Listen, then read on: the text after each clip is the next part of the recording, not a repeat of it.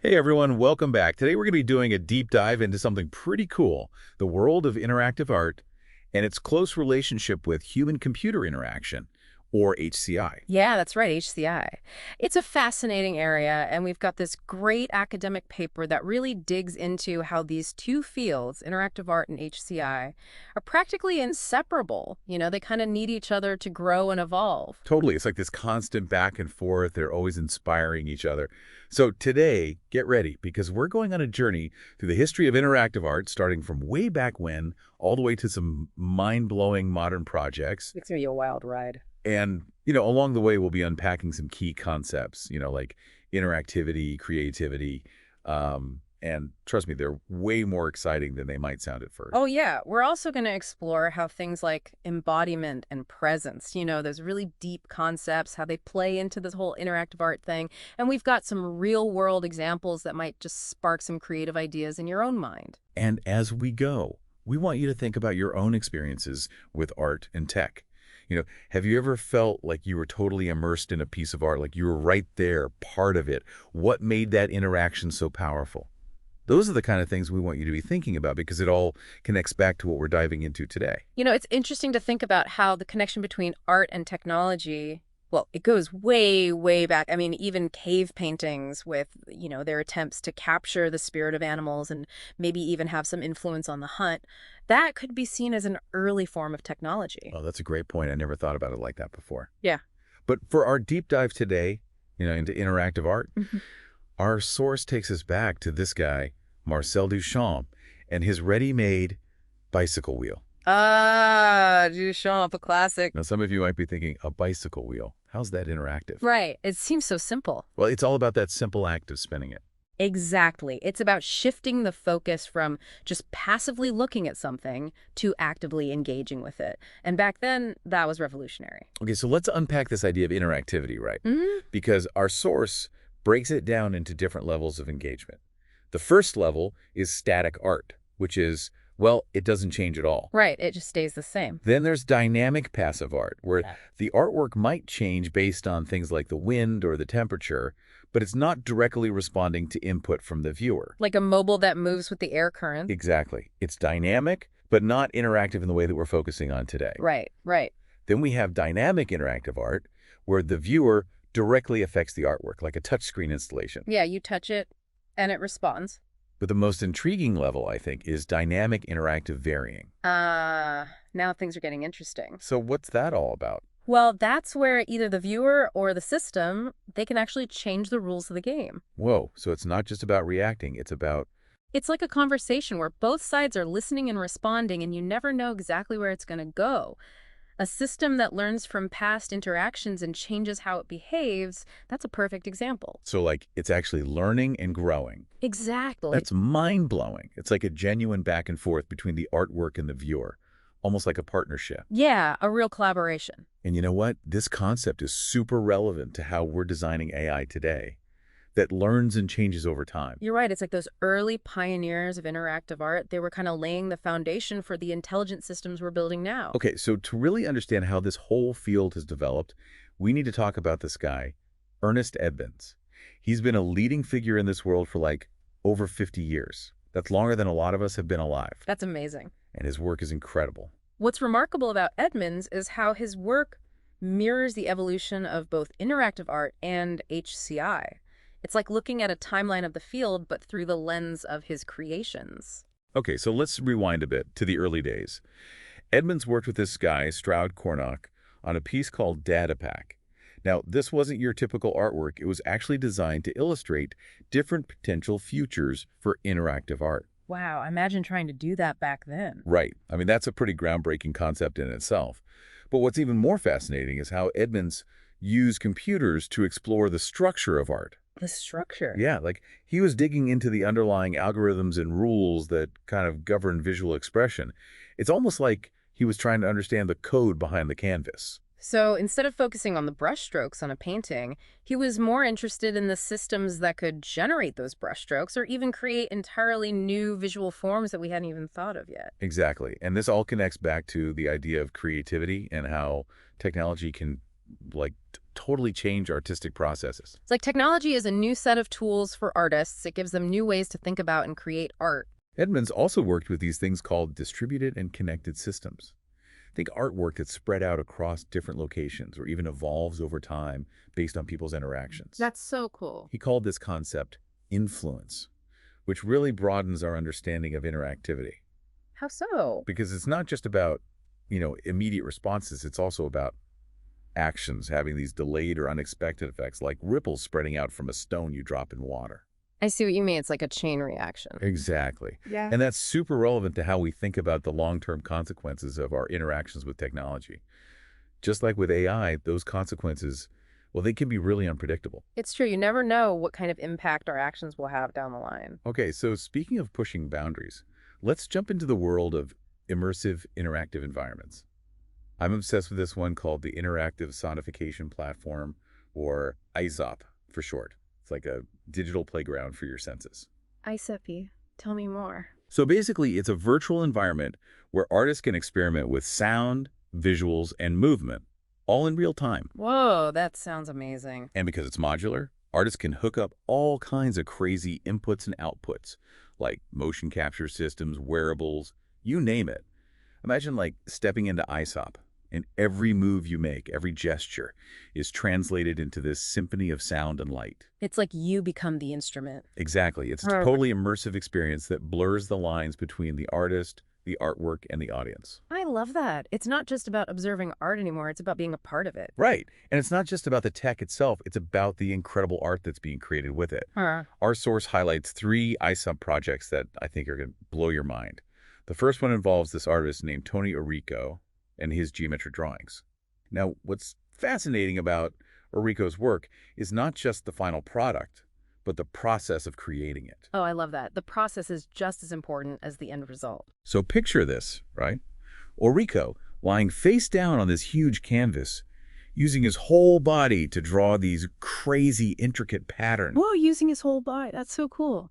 And ISOP, it's tracking his movements, creating a digital mirror of the artwork that's projected onto this massive screen. So it's like a digital echo of his physical creation. Exactly. Yeah. And it makes you think about how technology is changing, not just what art looks like, but how it's made, It's like technology is giving artists new ways to move, new ways to express themselves. This actually connects back to art history. It's kind of like Jackson Pollock in his action paintings, or even Nam June Paik, who used his body as a brush. It's all about expanding what we consider art and who gets to be the artist. It's about breaking down those barriers and definitions. Okay, so the second ISOP project focuses on something called dance-based sonification, which basically means dancers can control music and visuals just by moving their bodies. Oh, wow. So it's like they're conducting an orchestra with their movements. Exactly. But it goes even deeper than that. This project actually uses emotions and effect as a medium. What do you mean? So it translates the dancer's internal state, like their emotions, into sound and visuals.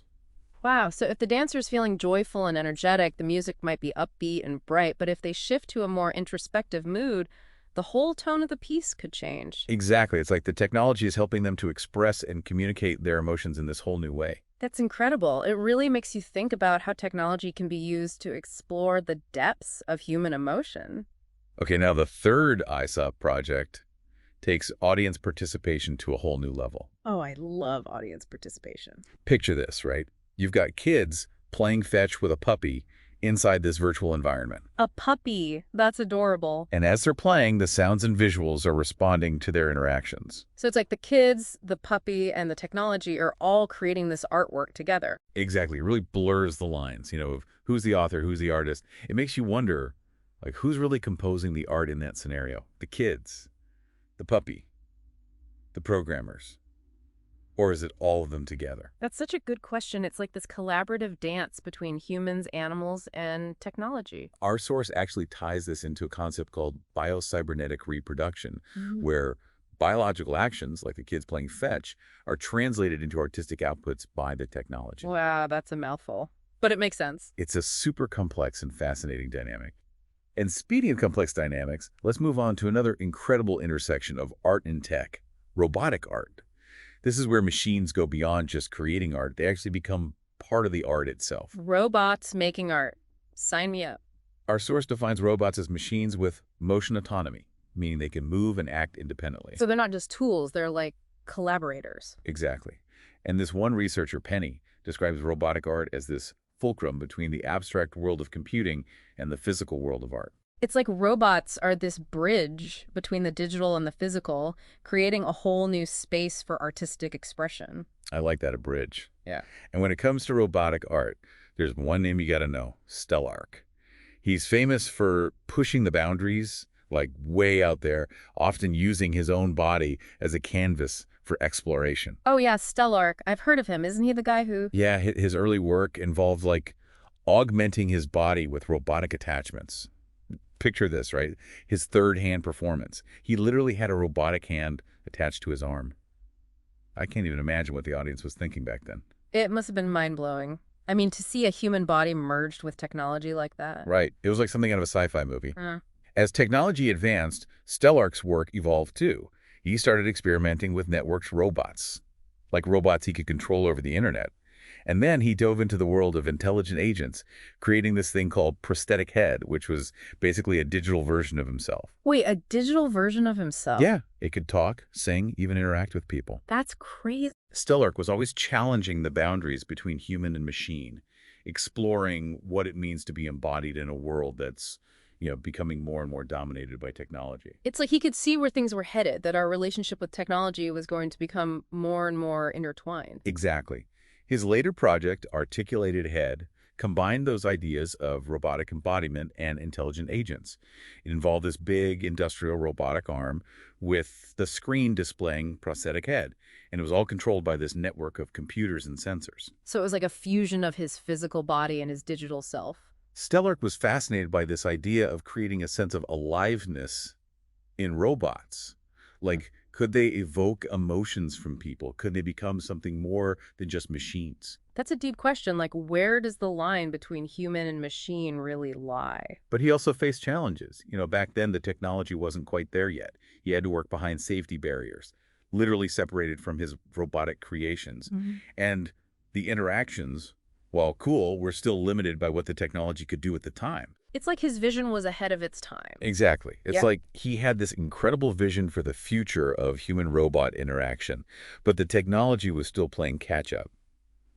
But luckily, technology is always evolving, Tab. Thankfully. We've seen this rise of collaborative robots, or cobots for short, that are designed to work safely alongside humans. Oh yeah, cobots. I've been hearing a lot about those lately. And artists are already embracing them.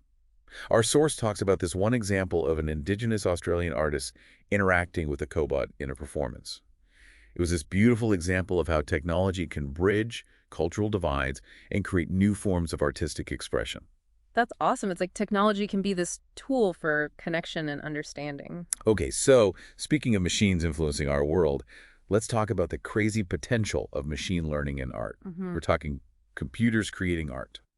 Sometimes they create pieces that are so good, it's hard to tell if a human or a machine made them. I know, it's kind of mind-blowing.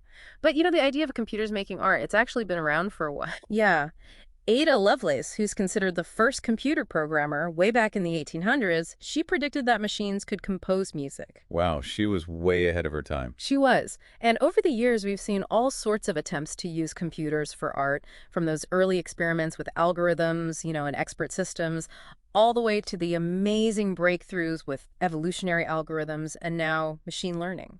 And remember that time when that AI-generated artwork sold for over $400,000 at Christie's? Yeah, that was a big deal. It felt like AI art was finally being taken seriously by, the art world establishment. Totally. But machine learning isn't just about creating art autonomously. It's also about developing these amazing new tools and techniques that can actually empower human artists. Like, technology can be a partner in the creative process. Exactly. It's about expanding the creative possibilities, not replacing human artists. Our source has some great examples of how this is happening right now. Like, there are artists who are using machine learning algorithms to curate and select from, thousands of potential outputs. So it's like panning for gold, but with art. Exactly.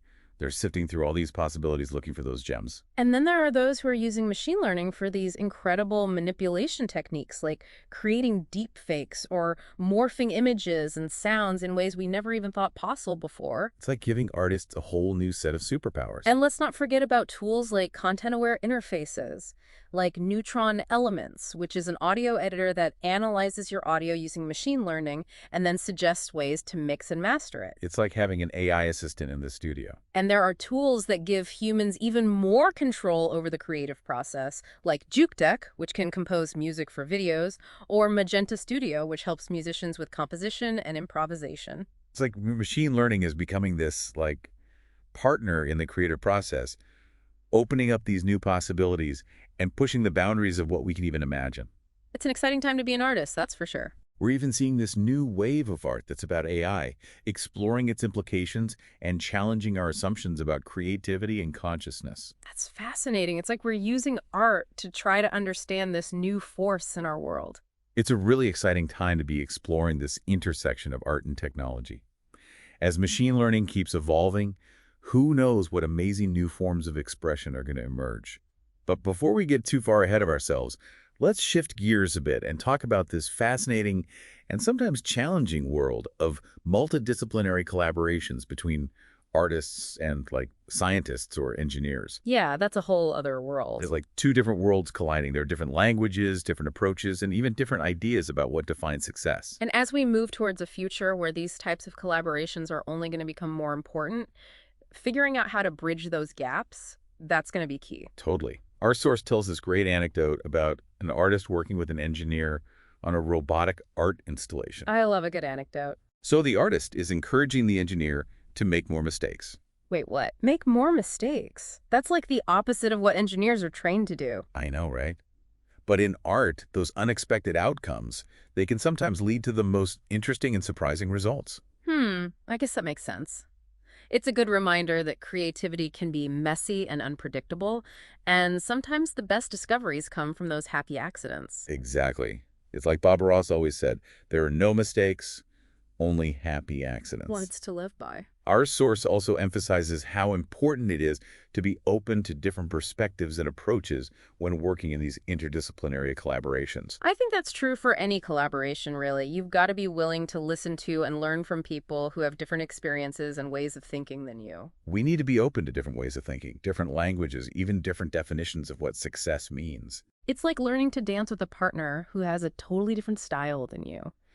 At first, it might feel awkward, but eventually you find a rhythm together, and create something beautiful. That's a great analogy. It's about creating a space where everyone feels valued and respected, and everyone can contribute their unique talents and perspectives. And those collaborations, they can extend way beyond the typical boundaries of art and science. We're seeing more projects that involve artists working with communities, educators, even policymakers. It's like art is becoming a catalyst for social change, bringing people together and sparking conversations about the things that really matter. And technology plays a crucial role in that, by allowing artists to reach bigger audiences and create more immersive experiences. Okay, so we've covered a lot of ground in this first part of our deep dive. We have. We've explored the history of interactive art, from that simple bicycle wheel all the way to these amazing immersive environments and robotic art. It's been quite a journey. And we've talked about the mind-blowing potential of machine learning, both as a tool for creating art autonomously and as a powerful partner for human artists. So much to think about. There's so much more to uncover. Stay tuned for part 2, where we'll keep exploring the ever-evolving world of interactive art and its impact on how we create, experience, and understand the world around us. I can't wait. Welcome back to our deep dive into the world where interactive art and human-computer interaction meet. We've already seen so much, from those early pioneers like Duchamp and Edmonds to those incredible modern projects like that interactive sonification platform. It's amazing. Yeah, and those machines, the robots and AI, they're not just tools for making art anymore. They're becoming like active participants in the whole creative process. Totally. But before we get too lost in all the algorithms and robots, let's step back for a second and think about what all this means for us, the humans who actually create and experience this art. That's a really important point. All this tech, it can be super dazzling, but at the end of the day, it's about how it impacts us, our lives, our understanding of the world, even our sense of self. Our source reminds us that both interactive art and HCI They share this common goal, this fascination with human engagement and experience. Yeah, think about it. Whether you're designing a user-friendly app or you're creating an immersive art installation, you're essentially trying to create an experience that's meaningful, engaging, maybe even transformative for the person experiencing it. Totally. And to do that, you have to really be mindful of those different levels of interaction, choosing the right one for the outcome you want. Sometimes a simple reaction is enough, you know, but other times you might want to create something way more complex, an Oh, experience yeah. that evolves and learns from past interactions. And like we saw with Edmund's concept of influence, those interactions can have these ripple effects that go way beyond that immediate moment. Exactly. So as we dive deeper into this world of art and technology, let's not forget about the human element, the emotional and cognitive impact of all these experiences, and how technology can actually make our lives better and richer. Okay, let's get back to those specific projects because there's still so much to explore. I'm really fascinated by how technology can actually integrate and even expand the traditional roles of artists. Oh, yeah, that's super interesting. We talked a bit about that dance-based sonification project, where dancers could control the music and visuals just by moving their bodies. Right. But it goes even further than that. Imagine like musicians who can compose entire symphonies with the help of AI, or visual artists who can paint with light and sound. Whoa, or even architects who can design buildings that actually respond to the emotions of the people inside. That would be incredible. I know, right? And those aren't just like futuristic fantasies. Those are possibilities that people are exploring right now. What's really cool is that all this blurring of roles, it doesn't take away from the artist's creativity, it actually makes it even stronger. It's like technology is giving artists these superpowers, allowing them to express themselves in ways that they never could before. And it's challenging those old ideas we have about authorship and agency. Remember that project with the kids playing fetch with the puppy in that ISOP Oh, environment? yeah, with the puppy. So cute. It raises all these questions about who's actually creating the art, right? Like, is it the kids? Is it the puppy? The programmers? Mm. Or is it all of them working together? Right. And as AI gets more and more advanced, we're going to see even more of this blurring of the lines between human and machine creativity. That's exciting, but also a little bit, unsettling. I mean, what does it even mean to be an artist when machines can create art that's just as good as, or even better than, what humans can do? That's the big question, right? And I don't think there's an easy answer. But I do think we have to be open to the possibilities while also, being aware of the potential downsides. We need to be having these conversations, figuring out the ethical implications, and making sure that we're using these technologies in a way that benefits everyone. Totally. Okay, speaking of ethics and philosophy, let's talk about mistakes and those unexpected outcomes that we were talking about earlier. As engineers, we're trained to avoid mistakes at all costs, to make things perfect. But as we saw with that story about the artist who actually wanted the engineer to make more mistakes, those imperfections can sometimes lead to the most amazing discoveries. True, it reminds us that creativity isn't always neat and tidy, and that sometimes the best things come from embracing those, happy accidents. But like Bob Ross always said, there are no mistakes, only happy accidents. And that's not just true for art, that's true for life in general, right? We got to be more forgiving of ourselves and others and see mistakes as opportunities to learn and grow. Absolutely. Our source also talks about how important it is to embrace different perspectives when we're working on these collaborations between different fields. That's so important. You have to be willing to listen to and learn from people who see the world differently than you do. It's not always easy, but if we want to create truly innovative and meaningful work, we need to be open to those different ways of thinking, different languages, even different ideas about what success looks like. It's like learning to dance with a partner who has a totally different style than you do. It might feel awkward at first, but eventually you find a rhythm together and create something beautiful. That's a perfect analogy. It's about building relationships, fostering trust, and being open to learning from each other. It's about creating an environment where everyone feels valued, where they can contribute their unique talents and perspectives. And those collaborations, they can go way beyond just the traditional art and science world too, right? Totally. We're seeing artists collaborating with communities, educators, even policymakers. It's like art is becoming this driving force for social change, a way to bring people together and talk about the things that really matter. And technology is playing a huge role in that, allowing artists to reach more people and create even more immersive experiences. So as we head into the final part of our deep dive, I'm curious to hear your thoughts on the future of this intersection between art and technology. Where do you see all of this going? That's a great question. I honestly think we're just getting started. As technology like AI, VR, and AR keeps advancing, we're going to see even more mind-blowing and transformative art forms emerge. I can't wait. But it's also important to remember that technology is just a tool, right? Exactly. It's up to us, the humans who create and use those tools, to decide how they'll shape our world. Well said. And I think that's a perfect transition into the final part of our deep dive, where we'll explore some of the challenges and opportunities that lie ahead. Stay tuned for the grand finale where we'll wrap up our exploration of interactive art and its impact on the world. Welcome back. We've been exploring this incredible world where art and technology come together, creating these interactive experiences. Yeah, we've come a long way from the early days of interactive art all the way to these mind-blowing possibilities with AI and robots. It's amazing. We've seen how artists and technologists are really pushing the limits, blurring the lines between the creator and the audience, and creating these experiences that can change how we see the world. But like any adventure into uncharted territory, there are going to be challenges, right? Questions we need to think about. Absolutely. And in this final part of our deep dive, that's exactly what we're going to do. We're going to tackle those challenges head on and see what we can learn from everything we've explored so far. Sounds good to me. One of the biggest challenges is this need for better collaboration between all the different people involved. The artists, scientists, engineers, everyone. Oh, yeah, for sure. We've seen how artists and scientists, they often approach things so differently with different jargon, different methods, even different ideas about what it means to be successful. It's like they're speaking different languages sometimes. Yeah. And as we move towards a future where these collaborations are only going to become more important, well, figuring out how to bridge those gaps, that's key.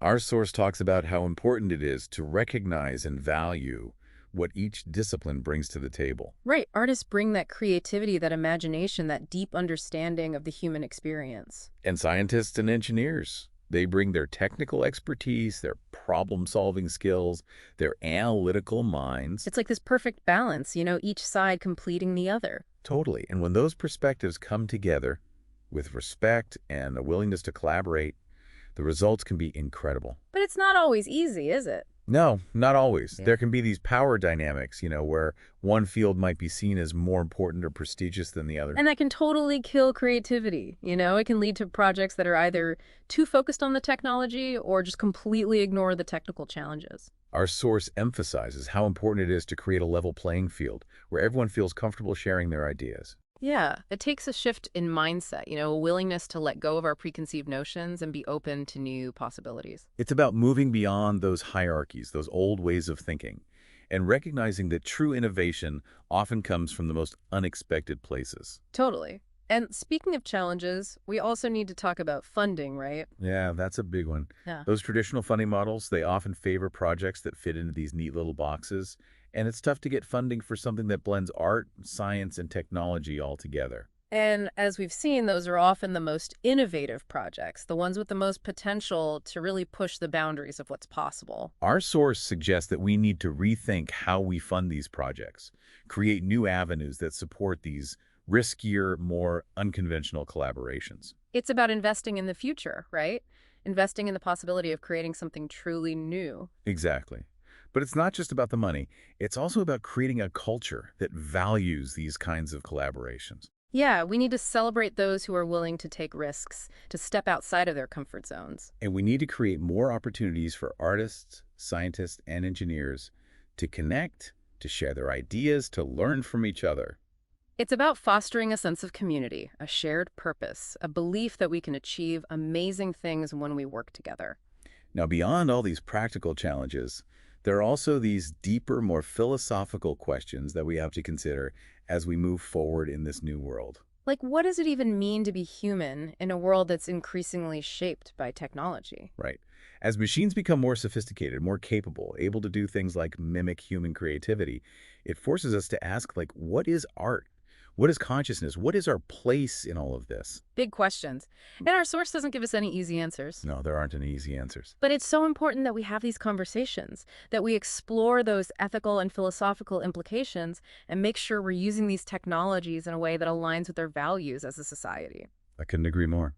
We've been on this incredible journey, this deep dive into the world of interactive art and its connection with human-computer interaction. We've explored its history, its key concepts, its potential to change the way we create, experience, and understand the world.